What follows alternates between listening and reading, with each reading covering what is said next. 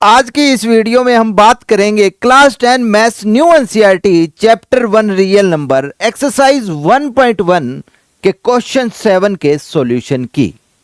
नमस्कार बच्चों, मेरा नाम है परम चौधरी। मैं आप सबका अनबायस्ड मैथ्स 10 यूट्यूब चैनल पे स्वागत करता हूं। चलिए शुरू करते हैं। Question number 7। There is a circular path around a sport field. Sonia takes 18 minute to drive one round of the field while the Ravi takes 12 minutes for the same. Suppose they both start at the same point and at the same time and go in the same direction. After how many minutes will they meet again at the starting point? Question में हमें क्या दिया गया है कि दो persons है, Sonia and Ravi. Sonia 18 minute लेती है एक राउंड को कंप्लीट करने के लिए और रवि 12 मिनट, मतलब कि कम टाइम ले रहा है। अगर रवि कम टाइम ले रहा है तो ये तो पता लग रहा है कि जो रवि है वो फास्ट है यहाँ पे, और सोनिया जो है वो स्लो है क्योंकि वो ज़्यादा टाइम ले रही है। और दोनों के दोनों एक ही डायरेक्शन में चल रहे हैं, एक ही टाइम पे उन्होंने रेस को स्टार्ट किया था। मान लीजिए, एक बार सिनारियो समझिए क्वेश्चन का, उसके बाद हम सॉल्यूशन करेंगे इसका। मान ले ये सोनिया आपकी यहां पे है और मान लो ये रेस जो है 12 बजे स्टार्ट हुई होगी। 12 बजे स्टार्ट हुई होगी।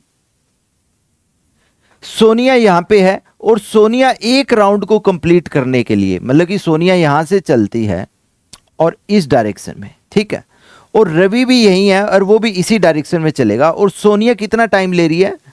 18 मिनट ले रही है एक राउंड करने के लिए। और जो रवि है वो कितना टाइम ले रहे हैं? वो एक राउंड को कंप्लीट करने के लिए 12 मिनट ले रहे हैं। तो बेटा आप सोच के देखिए, सोनिया जब अपना एक राउंड कंप्लीट करेगी और उसके बाद सोनिया अपना दूसरा राउंड कंप्लीट करेगी तो इस पॉइंट पे कब होगी? 36 मिनट के बाद। समझ रहे हो? सोनिया अपना थर्ड राउंड कंप्लीट करेगी तो इस पॉइंट पे कब होगी? मतलब कि 18 के मल्टीपल चल रहे हैं ये, 54 मिनट के बाद। 18 2 जा 36, 18 3 जा 54, 18 4 जा 72। इस तरीके से आपकी रेस चलती रहेगी कि सोनिया अपना फर्स्ट राउंड जो है 18 मिनट के बाद कंप्लीट करके इस पॉइंट पे आएगी। दूसरा राउंड जो है 36 मिनट के बाद। तीसरा राउंड मतलब कि स्टार्टिंग से 12:54 पे ये यहाँ पे होगी तीसरे राउंड पे। समझ गए चीज को? मतलब कि चौथा राउंड जो होगा 12 बज के मतलब कि 72 मिनट, मतलब कि 60 मिनट प्लस 12 मिनट, मतलब 1:12 पे ये चौथे राउंड पे यहाँ पे इस पॉइंट पे होगी।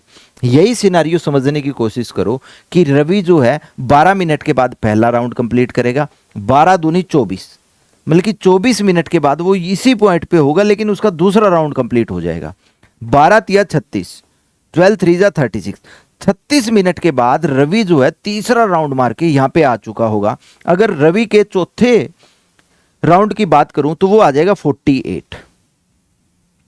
उसके बाद 60 मिनट के बाद, मतलब कि 12 बजे रेस स्टार्ट की थी, 60 मिनट मतलब कि 1 बजे रवि जो है इस पॉइंट पे होगा और पांचवा राउंड कंप्लीट हो जाएगा। 1 2 3 4 5 और उसके बाद 72। मतलब कि हमें क्या करना है, ये सिर्फ टेबल चल रही है 18 की, 18 36 54 72, और यहाँ पे 12 24 36 48 60 72, मतलब कि 12 की टेबल चल रही है। ठीक है, अब थोड़ा सा मैं और क्वेश्चन को आसान बनाता हूँ कि सामने वाले ने हमसे क्या पूछा है कि after how many minutes they will meet again at the starting point. सोचिए, ये जो पॉइंट था आपका, ये स्टार्टिंग पॉइंट था आपका, इस स्टार्टिंग पॉइंट पे वो कब मिल जाएंगे दोबारा? देखो, सोनिया जो स्लो है वो 18 मिनट में एक राउंड कंप्लीट करती है, रवि 12 मिनट में करता है। तो अब देखिए इन दोनों में कॉमन कौन है? कॉमन है 36। ढंग से देखिए, देखिए फैक्टर दिख रहा है 36 का, मतलब कि 36 मिनट के बाद। मींस मेरा कहना है कि ये 12 बजे अगर आपकी रेस स्टार्ट हुई होगी तो यहां पे 12:36 मिनट पे, 12:36 मिनट पे सोनिया और रवि जो है दोबारा मिल जाएंगे उसी स्टार्टिंग पॉइंट पे। बट क्या डिफरेंस होगा दोनों में? डिफरेंस यही होगा कि सोनिया जो है 12:36 मिनट में सिर्फ 2 राउंड ही कंप्लीट कर पाई होगी क्योंकि सोनिया स्लो है, और उसके कंपैरिजन में रवि ने 12:36 मिनट में 3 राउंड कंप्लीट किए होंगे, 1 2 3। मीन्स रवि जो कि फास्ट है वो फटाफट दौड़ के 3 राउंड कंप्लीट कर लिए होंगे 12:36 तक, और सोनिया जो स्लो है 2 राउंड कंप्लीट कर लिए होंगे। तो इस क्वेश्चन का जो आंसर जाने वाला है वो है कि after 36 minute they both will meet at starting point. Means अब आप थोड़ा सा समझ के देखिए इस क्वेश्चन के अंदर 36 कैसे आएगा जब आप इन दोनों में क्या लोगे, लीस्ट कॉमन मल्टीपल। देखिए 18 का मल्टीपल है और ये 12 के मल्टीपल है, ठीक है। कॉमन मल्टीपल कौन है, 36 भी है और यहाँ पे 72 भी है। मतलब कि वो ये जरूर नहीं है 36 मिनट के बाद मिलेंगे, उसके बाद नहीं मिलेंगे, उसके बाद भी मिलेंगे, 36 मिनट के बाद मिलेंगे, फिर वो 72 मिनट के बाद मिलेंगे, फिर वो 108 मिनट के बाद मिलेंगे, फिर वो 144 मिनट के बाद मिलेंगे, ऐसे मिलते रहेंगे। लेकिन आपका क्वेश्चन है कि पहली बार वो कब मिलेंगे स्टार्टिंग पॉइंट पे, 36 मिनट के बाद। मींस ये इनके मल्टीपल चल रहे हैं, कॉमन मल्टीपल। हमें पूछा जा रहा है लीस्ट कॉमन मल्टीपल पहली बार कब मिलेंगे, तो ये जो 36 होगा वो होगा इन दोनों का एलसीएम। तो इस क्वेश्चन में हमें जो रिक्वायरमेंट है वो है रिक्वायरमेंट एलसीएम निकालने की। बहुत सारे बच्चों को इन जैसे स्टेटमेंट प्रॉब्लम्स में यही प्रॉब्लम होती है कि सर हमें ये नहीं पता लगता कि कब एचसीएफ निकालना है और उनका कब हमें एलसीएम निकालना है। तो हम इस क्वेश्चन में निकालेंगे इन दोनों का एलसीएम। तो अब हम इसका सॉल्यूशन लिख लेते हैं, थोड़े अच्छे वे से लिखेंगे।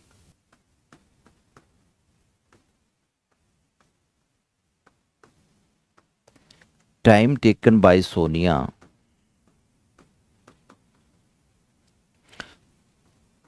टू कंप्लीट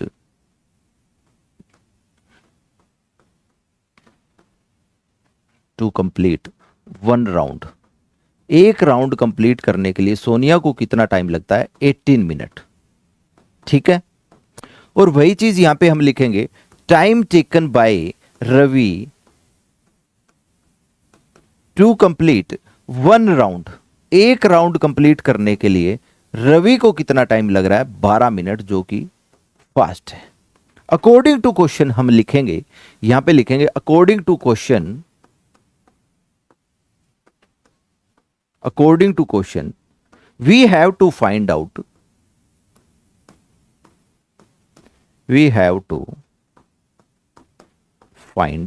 LCM of, हमें क्या निकालना है, एलसीएम निकालना है 12 और 18 मिनट का। तभी हमारे पास आंसर आएगा कितने मिनट के बाद वो दोबारा मिलेंगे। तो हम अब एलसीएम निकालेंगे। एलसीएम कैसे निकालते हैं, प्राइम फैक्टराइजेशन कर लेंगे 12 की, ये आपके पास में आएगी 2 6 जा 2 3 जा, और 18 की प्राइम फैक्टराइजेशन आपके पास में हो जाएगी बेटा 2 9 जा 3 3 जा। और यहां पे हम लिख सकते हैं 12 को कैसे लिखेंगे,